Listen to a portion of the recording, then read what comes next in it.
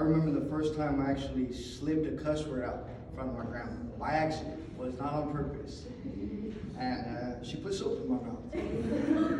She put soap in my mouth. And then she said to me, "How does that taste?" I didn't respond because I'm trying to wash out my mouth. So she said, "It doesn't taste good, huh?" I said, "No, it doesn't." And she said, "Well, now you know not to talk to me like that again." I said, "Yes, ma'am.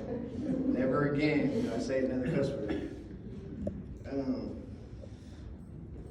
Growing up, I had my grandparents, and they would pick me up from school times that my mom and my dad couldn't. And a lot of times when I was bad in school, you know, my grandparents really gnawed on me that I wasn't behaving like I should behave, and I wasn't behaving the way that we were being raised to behave.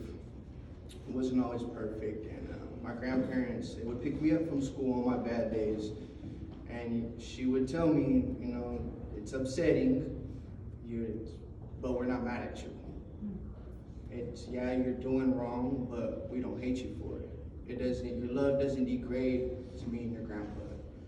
She would give me a cold shoulder, but at the end of that cold shoulder, it always came with a warm meal. It always came with a full stomach, with love, with just being a part of her, just being with her.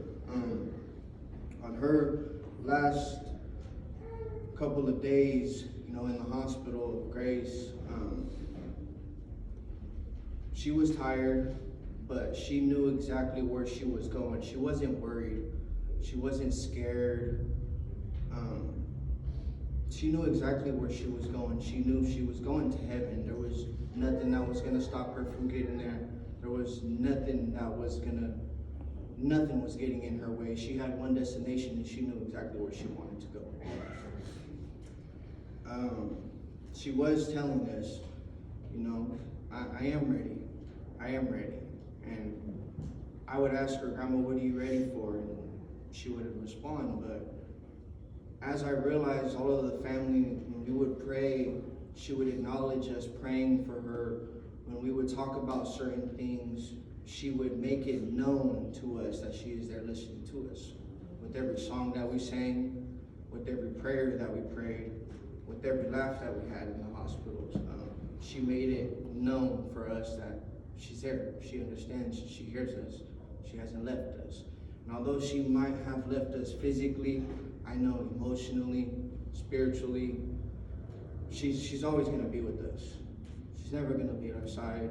We're always going to remember the things that we didn't want to remember as kids, but now, being adults, we all sit back and say, I know why she did that. I know why she said those things. I know why she was guiding us in that kind of direction. Although we didn't necessarily pick the path that she was trying to guide us on, she never knocked us for it. My grandma was a great woman. She's beautiful. She could make your day, your whole frown turn upside down with just a couple of words and a hug.